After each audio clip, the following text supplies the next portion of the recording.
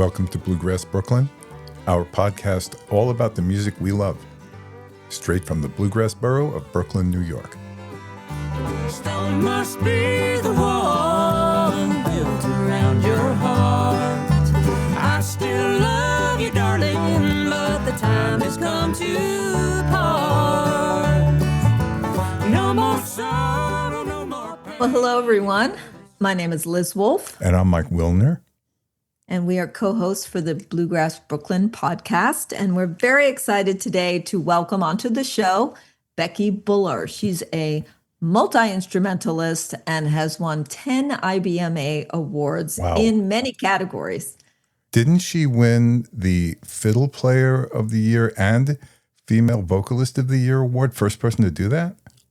She was the first person to do that, as well as the first woman to win the Fiddler's Award. Wow. So a lot of firsts. She's a songwriter as well. She was also a really wonderful person to speak with. Yeah. And then we pick it up with Mike Burns from the Westchester Bluegrass Club, a great bluegrass supporting organization a little bit north of New York City, who will be hosting Becky in early September. Yes, that's right. I'm planning to go to Becky's concert. They have both an indoor and outdoor facility, and I'm just hoping for a beautiful late summer evening where we can picnic and listen to some amazing music. Yeah, definitely got to go.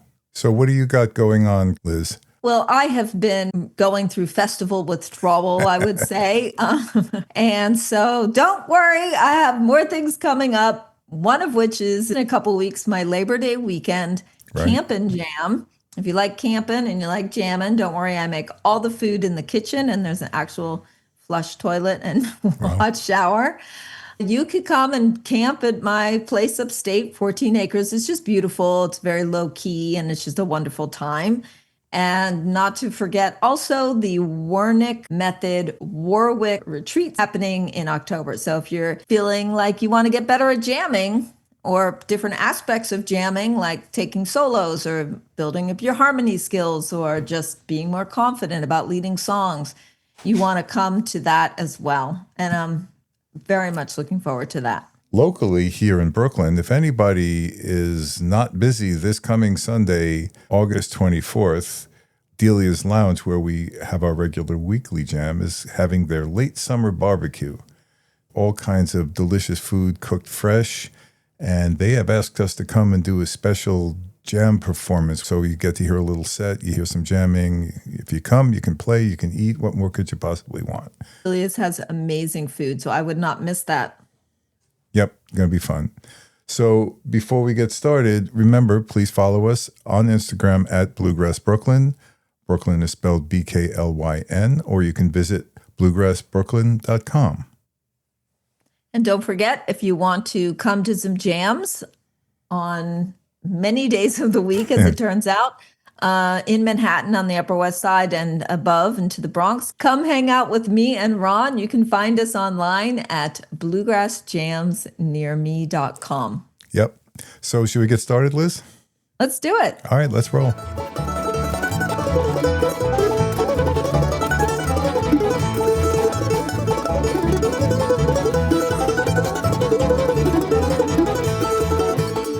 Hello and welcome, everybody, and welcome especially to Becky Buller, who is joining us today from Tennessee. Thank you. Yes. Of course, the listeners want to know, well, who is Becky Buller and what is she up to? Well, first off, please go to my website, beckybuller.com. Buller is spelled just like it sounds, B as in boy, ULLER. And you can find out more about me and my music and connect to all of my social media. I look forward to chatting with y'all out there on the interwebs. I am originally from South Central Minnesota, a town called St. James. It's a hot bluegrass state. My parents played bluegrass music and I grew up with it, went away to bluegrass college when I was 18, went to East Tennessee State University in Johnson City, Tennessee. They have the oldest bluegrass program at a 4-year university anywhere in the world. Moved to the Nashville area and I've been playing with different groups on and off since 2001. Started my own band in 2015. And that's what I've been doing since. And by the way, I've just had so much fun listening. You have quite a variety of music. Weren't you at the Wind Gap Festival last summer? Right. And I Yeah. got to see you then, not really knowing anything at that And point. you stood out there in the rain. Oh my gosh, I had so much fun. It I had It my came umbrella. a toad strangler, and I was trying to talk the Gibson brothers into hanging around and doing something with us. And they're like, "We love you, but we don't love you that much. We're out of here." After they were done, because we closed out the show. But I love Wing Gap. I've been going to Wing Gap since 2001. Yes. Just Such so a that great place. just so the listeners know, it's this great little 40-acre, I think, campus that is AFBA stands for Appalachian Fiddler Bluegrass Association. I believe so. Yeah. And they have two festivals, one in June, which I think is just in the beginning of June, and then a really cozy one that happens in August that I'm also Yeah. going to be going to this Yeah. year. So that was fun. You've got some beautiful music. And of course, one thing I think that makes it special is not only are you a fiddler, but you're also a singer. And of course, you have won awards in both of those. So just tell us a little bit about that experience. I feel like the fiddle chose me because I wanted to sing in my parents' band. And they said, well, it's bluegrass, so you have to play something because everybody plays something in a bluegrass band. It's all hands on deck. And a lot of people play multiple instruments and sing all the parts, and then somebody drives the bus and can work on the bus. I mean, it literally is all do it yourself in a bluegrass band. But I picked up fiddle first because my parents didn't have that in their group Prairie Grass. Started playing with them when I was probably 11 or 12, and you started writing songs about that same time. In high school, I picked up guitar so I could accompany myself on the songs I was writing. When I was in college, I learned clawhammer banjo from Dr. Richard Blaustein because Gillian Welch is one of my favorite writers, and she was playing clawhammer banjo. And so I had to play clawhammer banjo. So now, usually on a show, you'll see me mostly playing the fiddle, but there'll usually be at least one clawhammer song. Yeah, I love your description of what it means to be a bluegrass band because I think that's one of the more unglamorous parts of being in the bluegrass world as a performer. Has it changed since then? Do you feel like since you were the bus driver, well, you were too young to drive it, I guess. Yeah, no. You know what? When I was in Valerie Smith's band, I did try to drive the bus once, Okay. and it freaked me out. I didn't even go a mile, I don't think. And I said, I can't do this. I'm sorry. I just can't. And I've tried my hand at everything. I worked in the office at Bell Buckle Records, got a lot of contacts with DJs and stuff working there. And yeah, I've learned so much along the way.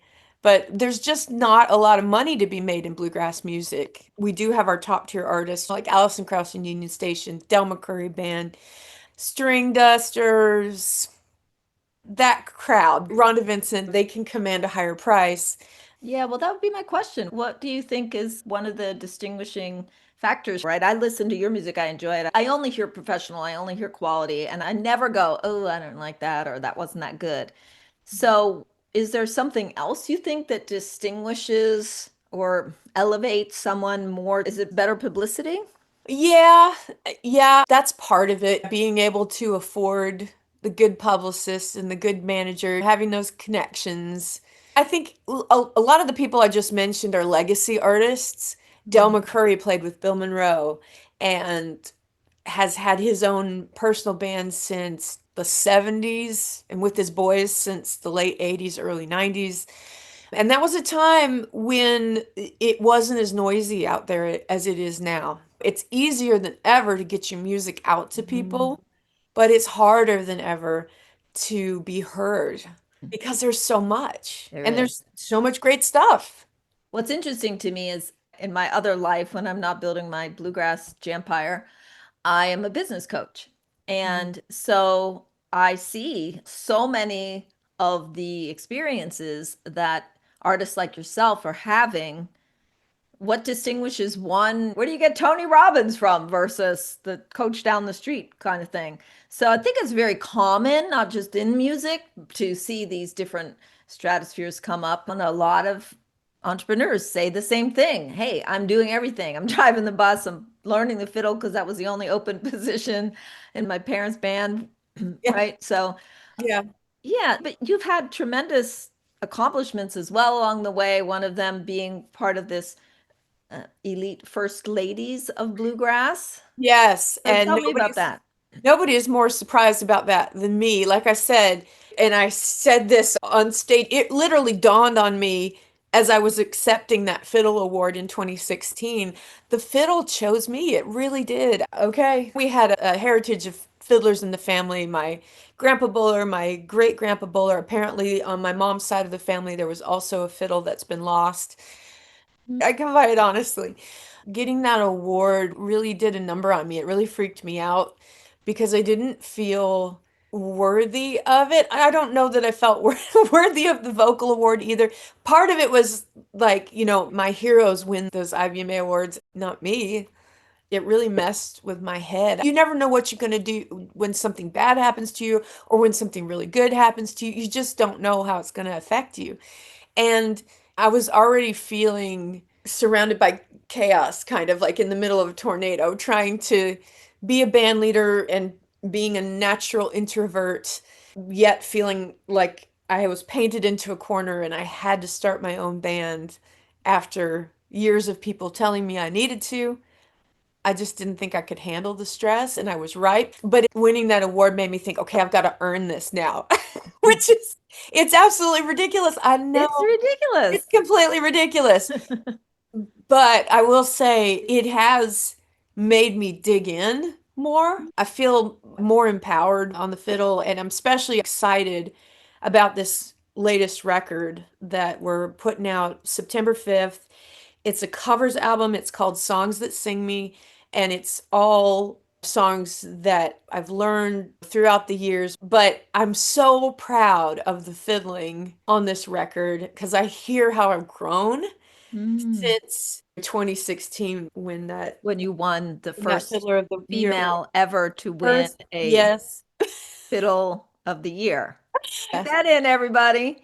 Let's face it, there are a lot of men in bluegrass. There are. So numbers wise, you're outnumbered anyway, like on the total number of possible people that could be awarded Fiddler of the Year that particular year. I'm sure there were many other men that were on the docket. Oh, Could including my heroes. Stuart Duncan was on there, I think, that year too. I called my husband. I don't think he was there at that award show. He couldn't come because of work. So I called him. I was like, this just happened. And he said, well, because I'm always saying, oh man, I wish I could play like Stuart Duncan. And he said, well, bet you they never gave Stuart Duncan Female Vocalist of the Year.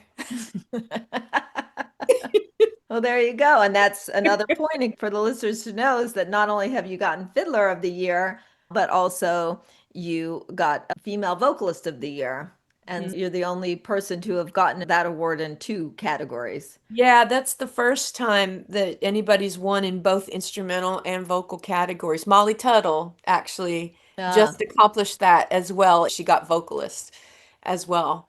So, yeah, it's always been like so and so is really known for their instrumental ability right. or their vocal ability, but it's just mind-blowing. And back to the first ladies. I didn't answer your question about the first ladies. That's been absolutely amazing. The first ladies of bluegrass are all the first women to be awarded in their respective instrumental categories at the International Bluegrass Music Association's award show. So the first of those is Allison Brown on the banjo, then Missy Raines on bass, Sierra Hull mandolin, fiddle, as we've been talking about, yours truly, and then Molly Tuttle on guitar.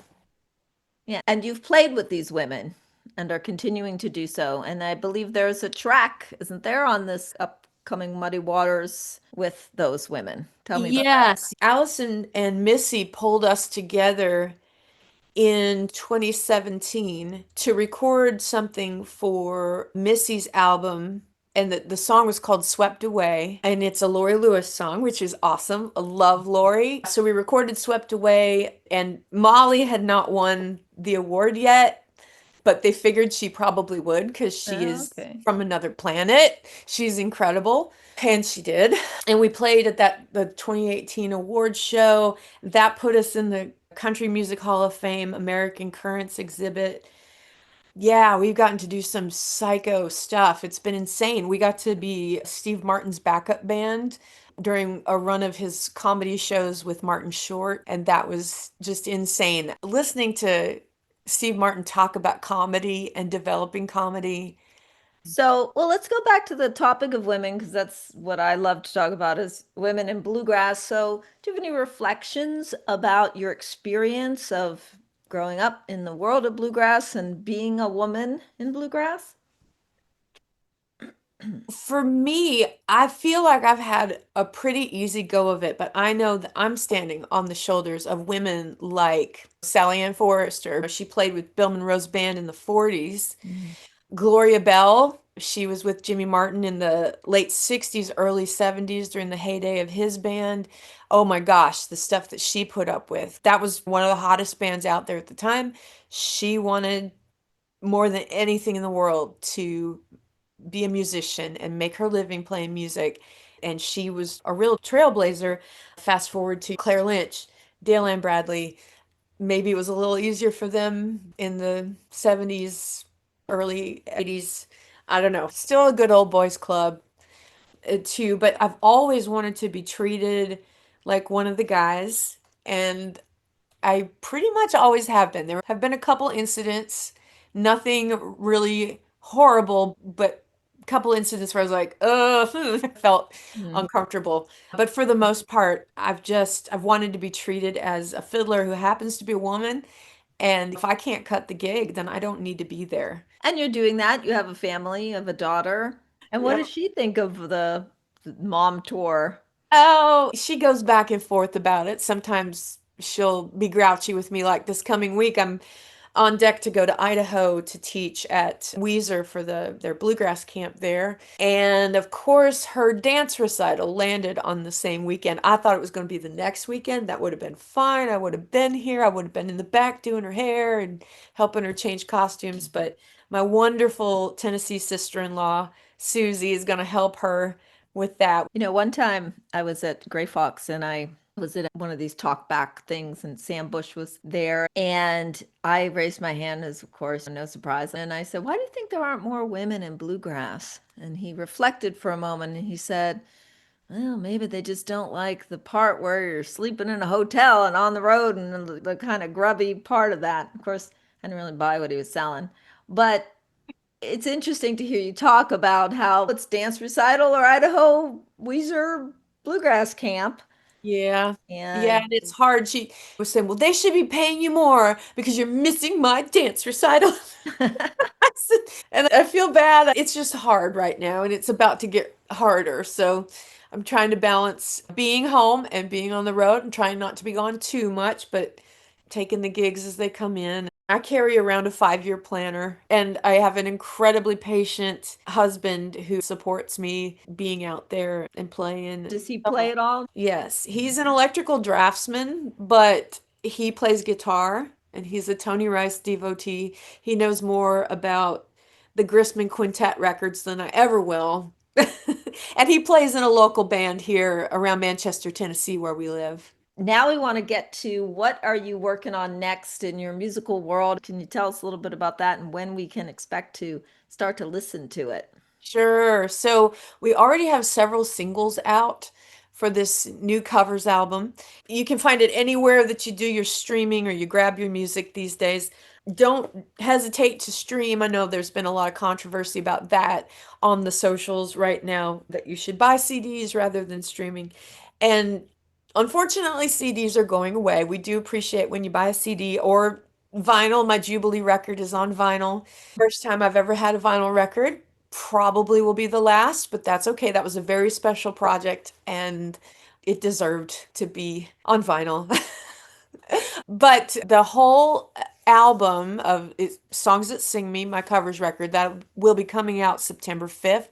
But you can already listen now where you do your streaming, especially Spotify. Those numbers are very important to us because promoters do look at those numbers when they decide who they're booking for their festivals. That's interesting. So I know I've heard the same controversy, and I'm going to be 100% transparent and say I do not need any more CDs in my house. And We're overrun here too. it's true that the numbers matter for something as well, and people being able to see that. And you mentioned something about a controversy around the name Muddy Waters. What was that all about? Yes. Okay. So the bluegrass purists are up in arms. They're not talking about my new single and the quality of the recording or the performance or anything.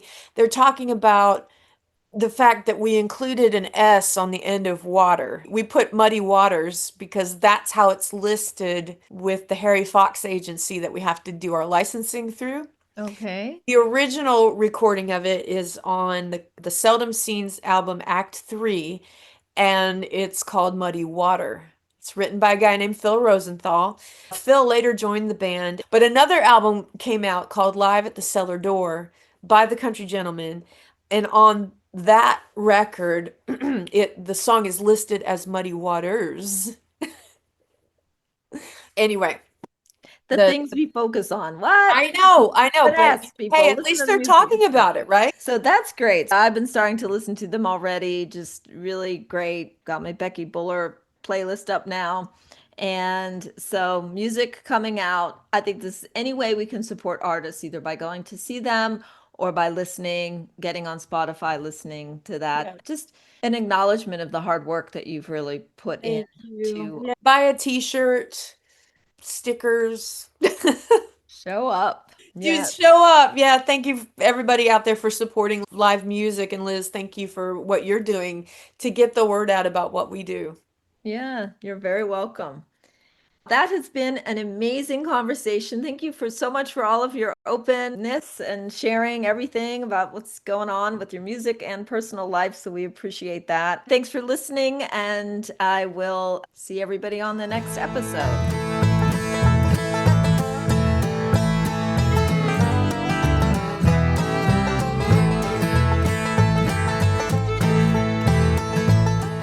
Well, hello, Mike Burns of the Westchester Bluegrass Club. Thank you for joining me. You run the Westchester Bluegrass Club, and Buller will be playing there in early September. Friday, September 12th. We started the Westchester Bluegrass Club about 17 years ago.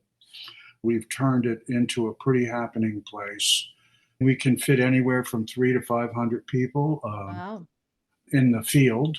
I love running Sunday late afternoon shows. We start the music at 4 o'clock and the artist is done at 5:30.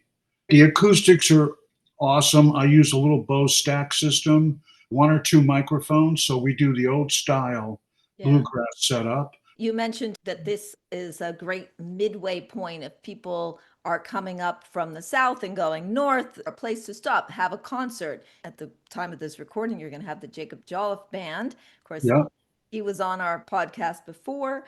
Of course, Becky Buller coming up in September. So how do you make contact with these artists? I worked the green room at the Gray Fox for about the last 15 years. I'm in contact with a multitude of artists. Tell me about the Westchester Bluegrass Club. What else are you doing? Well, we're doing an instructors page on the site. We put a bunch of people up there, the heavy hitters, but anybody that's local can just send us a message and send us their info, and we'll put it on the site. Also, if you want to hire a band for a private party, we can put you in touch with bands. We always want to see families come with their kids. Point in fact, G. Rockwell, I'm sure you know who he is with High Horse.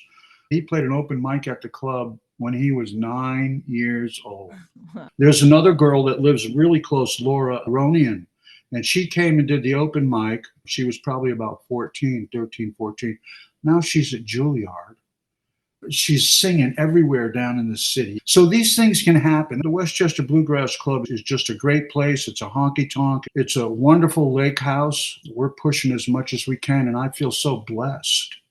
Haven't been there yet. Plan to go to the Becky Buller show, but it sounds like this is a very high quality local venue that people in New York City, it's not far to get to. Can we get up there by public transportation? It's a half a mile not even a half a mile, maybe a third of a mile from the Purdy's train station, Metro North. And I assume there's parking. So people get up there. Do you have jams? I don't particularly, I've been toying with the idea of having just a jam on a given night, but we haven't got there. We always do 5 open mic people. So I leave a half hour, 40 minutes prior to the show for open mic people. So it sounds like it's outside. You can bring picnic, you can bring. Yeah, we're trying to run more shows out there. But that's half the fun, right? I'm getting excited about bringing my chairs, sitting outside, bring a blanket, bring some niblets, and listen to some really beautiful music, listen to some open mic. Just to make sure everybody knows, the website specifically is Westchester Bluegrass Club.com. And it's got all the information on it. That's the fun of running the Bluegrass Club. You get to bring in these great acts. I get chills thinking about it. Yeah, well, I can relate because doing this podcast is like I get to talk to Becky Buller, Jacob Jolliffe. We've had all kinds of really great artists on here. What stands out to me is the commitment you have to highlighting, showcasing these bluegrass musicians rather than it being a random like, oh, I might catch so-and-so down at the blah, blah, blah club because I didn't even know they were going to be there. Great communication, great shows, definitely hoping everyone will come out. We'll get an extra big turnout for Becky Buller. When I got into the music business, I realized I didn't really want to tour because I'm a homebody. So I thought the best thing to do to keep the circle. And we're doing as much as we can to keep it going. And it's just an awesome place. It's easy to get to. It's right off of 684. What a blessing to be able to do this and give the artist a place to play. I'm so entrenched in the Manhattan bluegrass scene, not even so much the Brooklyn one, but the Manhattan one. Yeah. And, to know that there's this incredible venue that's so close by. I mean, Westchester's just a hop, skip, and a jump up there. And I think the thing about bluegrass, and you've said it a few times, is it's the community that we're building together, especially in this world that we live in, where we are mostly disconnected. I think the pandemic really screwed with our heads. We got used to sitting in our house, not sitting on the stoops. We got used to being disconnected. And that has been one of the greatest joys of running the Bluegrass Jams, which, by the way, I started during the pandemic. Like, we're all outside with masks. And so, the building that community and people bringing in new people is so important. It took 2 years after COVID to actually get the ball rolling. We started with 20 people would show up, 30 people. And now when I ask, how many people here for the first time? It's unbelievable. 20 hands go up. It's growing. Word of mouth. Other than the fact that we're putting it out there, that's why we're pushing on community. Put your phones down. Come out and hear music. Be with the people. Talk. Prior to the shows in the open mic, I don't play music in the club. I would rather the people sit there and talk to each other. It works out. There's picnic tables outside the clubhouse under the big old fir tree. It's got to be 100 foot, this fir tree. And we have 4 or 5 tables out there. Sometimes the Lake Purdy's Property Owners Association will get together and cook burgers, hot dogs, and they'll put out food for people if they want to come and buy a burger instead of bringing a picnic. It's a really good thing. I can't wait to experience it for Becky. Now I'm 100% going to go. I was like thinking about it. Oh, no, don't not come. You're going to be amazed. Go to that video on our website. And you could see where the Zola boys are up on stage in the beginning of the video. What a wonderful night. We had kids running around. It was one of the best summer nights you could ever hope for that night. The weather was perfect. The field goes completely shaded at about 6 o'clock at night. So it was just an outrageous summer night. It's a labor of love, and I believe in it. I really do. That's wonderful. I'd say on that note, thank you so much. Oh, it's my pleasure, Les. And thank you for doing what you do. I've got them weary, weary, lonesome blues, feeling lonesome, about to cry. I turn my back on my... Well, that was an amazing episode for me, talking to these two very committed and talented people who are helping to make bluegrass really special in not only the New York City area, but also nationwide. So kudos to those folks. Yeah, I really enjoyed Becky's offering us insights into the challenges she faces being an A-list, top-tier bluegrass musician. So we will hope you will join us again next week. We have some incredible folks that are here. We call them homegrown, locally known. And we've got some great interviews with those folks so we can feel like we're all hanging out in Brooklyn together. Yeah, a lot of fun. Okay, so that's it, Liz? That's it. Okay. Don't forget to follow us on all our social media, Bluegrass Brooklyn, spelled BKLYN, or just head on over to bluegrassbrooklyn.com. And if you're looking for jams in Uptown New York or Bronx or Riverdale, bluegrassjamsnearme.com. Okay, so that's it. We hope to see you around the Jam Circle. Thanks so much.